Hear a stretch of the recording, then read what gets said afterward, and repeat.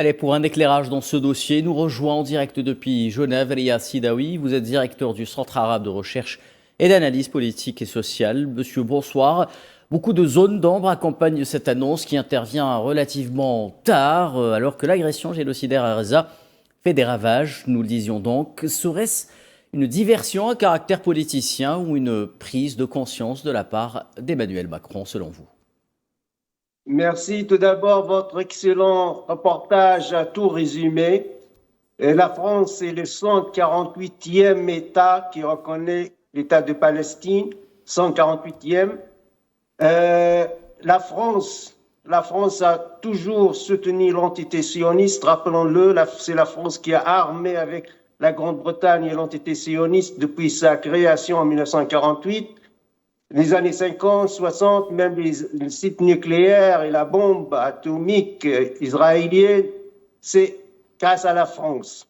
Donc aujourd'hui, comme votre reportage l'a bien signalé, Emmanuel Macron se trouve marginalisé par les intellectuels français qui ont pris une position courageuse et surtout le parti de la France insoumise, Jean-Luc Mélenchon. Oui. Donc il se trouve seul.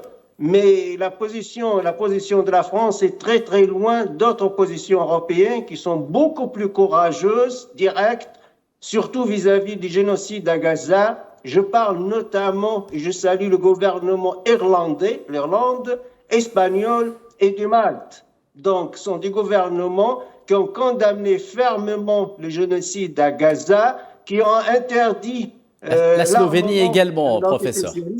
Oui, absolument, la Slovénie aussi. Donc, ils ont pris des positions courageuses, mais la position de Emmanuel Macron, un peu tardive, et en plus, il n'a pas sanctionné l'entité sioniste. Il n'a pas sanctionné, il fournit toujours d'armes à l'entité sioniste. Oui. Donc, sa position, c'est plutôt, à mon avis, de calmer les milieux de gauche et les milieux intellectuels français farouchement opposés à l'entité sioniste. Merci professeur Sidaoui pour cet éclairage. Je rappelle que vous êtes directeur du centre CARAPS à Genève, d'où vous étiez en direct avec nous. Merci à vous.